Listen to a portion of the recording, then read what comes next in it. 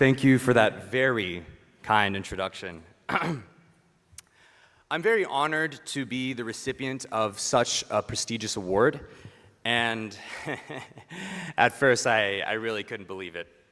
On Class and Charter Day, when they were announcing the awards, the recipient of the award before the Soper Merrill, the Phileas Drown Prize, was selected because he helped discover a planet.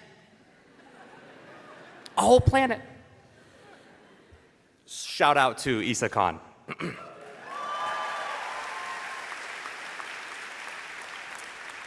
So, when Dean Munemo went on to introduce the winner of the Soper Merrill, I thought I had no shot. I mean, the only thing I've discovered in the past 4 years is how to awkwardly wave at people on Martin's Way. It's just like this. So, Dean Munemo says, this year's winner is Del. If you were there, you may recall my face looks something like this. I was completely in disbelief. But disbelief isn't new for me. When I was admitted into Hamilton, I felt the same way. I attended a public school in Louisiana where the state education was ranked 49th out of 50th in the nation at the time. All right. I didn't grow up thinking I'd end up at a small liberal arts college in upstate New York. I thought I'd go to a state school where football is the main focus and no one has ever heard of an Adirondack chair. So, when I opened my Hamilton acceptance letter and saw confetti, I was stunned. Because I didn't believe I could get in.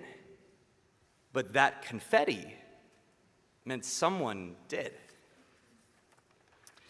When I got here, though, that disbelief came back. I was convinced I had somehow tricked admissions. Maybe they just like how my name rolls off the tongue. Delbert Gonzales. No, that can't be it. So, to make myself believe I belonged, I threw myself into everything. At any given moment, I was in 2 to 3 clubs, working 2 to 3 jobs, balancing classes, attending rehearsals, and whatever else I could fit in. And I know I wasn't alone.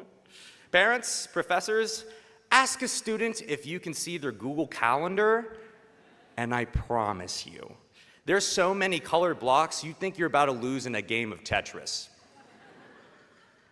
We all stretched ourselves thin, and yet, somehow, we still showed up to each other's games, presentations, and performances.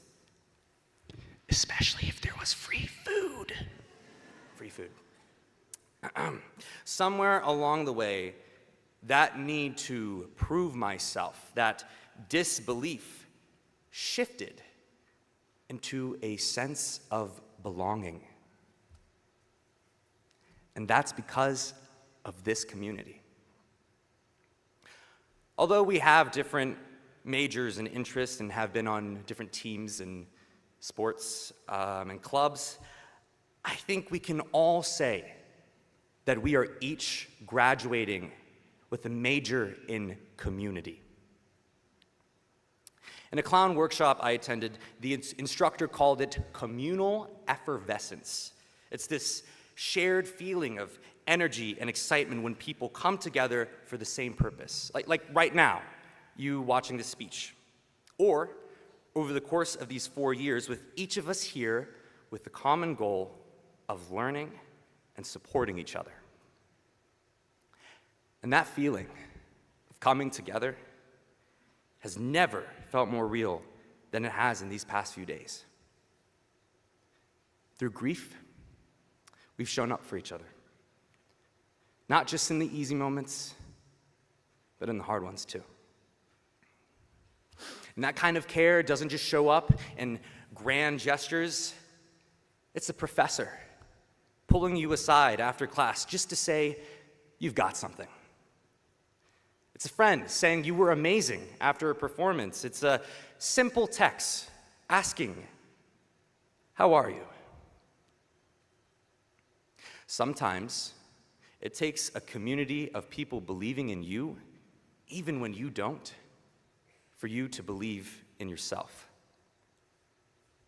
We talk a lot about Hamilton's resources, but the real resource isn't that $1 billion endowment. It's the people, the friends, mentors, staff, and family. So if you're ever in doubt, like I was, if you ever do forget that you do belong, I hope you hear the voices of the people that believed in you when you were here. Because out in the real world, it will matter that we uplift each other, that we stay connected, that we don't just believe in ourselves, we believe in each other.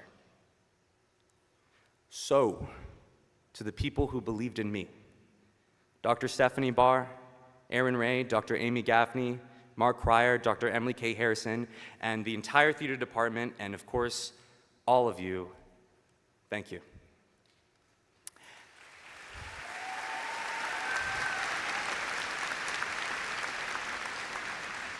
And if you're still in disbelief today, let's believe this much. What we've done here matters. We've grown, we've changed, and we made a difference. Congratulations, class of 2025. Believe it, we did it.